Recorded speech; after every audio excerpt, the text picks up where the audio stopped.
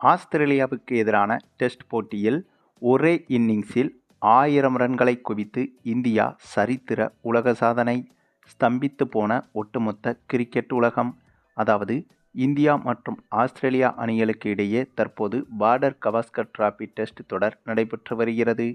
5 போட்டிகள் கொண்ட இந்த தொடரில் ஏற்கனவே முதல் போட்டி முடிவடைந்து விட்டது. அந்த போட்டியில் இந்திய அணி அபாரமான வெற்றியையும் பதிவு செய்திருந்தது. இதனால் இந்த தொடரில் 1-0 என்ற கணக்கில் தற்போது இந்திய அணி முன்னிலையில் இருக்கிறது.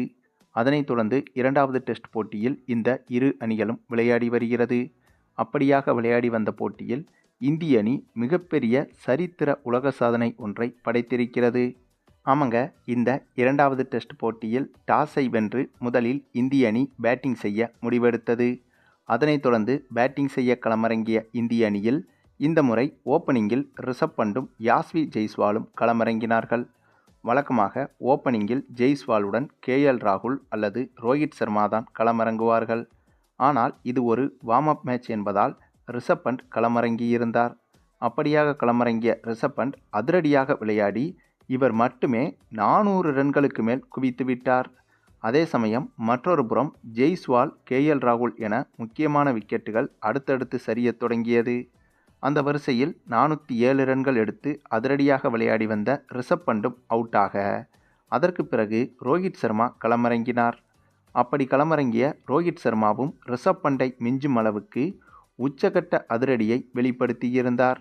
அதன் பிறகு ஒரு கட்டத்தில் ரோஹித் சர்மாவுடன் நம்ம தமிழக வீரர் ரவிச்சந்திரன் அஸ்வினும் ஜோடி சேர அப்போது தாங்க களத்தில் ஆட்டம் இன்னும் சூடுபிடித்தது.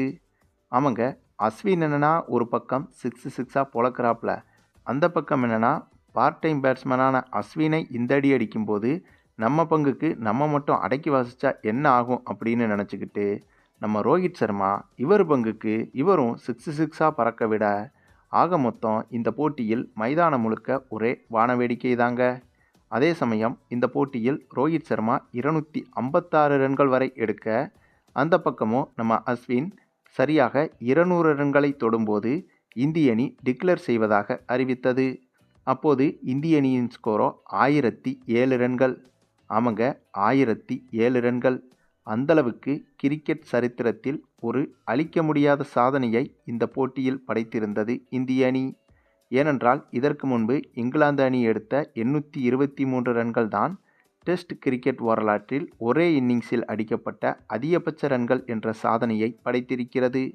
இப்போது இந்த போட்டியின் மூலமாக அந்த சாதனையையும் முறியடித்து 1000 ரன்களை கடந்து புதிய வரலாற்றையே உருவாக்கிவிட்டது இந்திய அணி. ஆக மொத்தம் இந்திய அணி இப்போது உள்ள ஃபார்மில் எதிரணியாக எந்த அணியாக வந்தாலும் அவங்களுக்கு சம்பவம் என்பது உறுதி.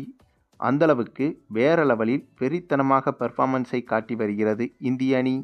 சரி, நீங்கள் சொல்லுங்கள், இந்திய அணியின் இந்த சிறப்பான வெறித்தனமான பெர்ஃபார்மன்ஸுகளை பற்றி நீங்கள் என்ன நினைக்கிறீங்கன்னு உங்களுடைய கருத்துக்களையும் கமெண்டில் தெரிவிங்க. மேலும் இந்த வீடியோ பிடிச்சிருந்தால் லைக் பண்ணுங்கள், மற்ற அனைவருக்கும் ஷேர் பண்ணுங்கள், மறக்காமல் நம்ம சேனலை சப்ஸ்கிரைப் பண்ணுங்கள்.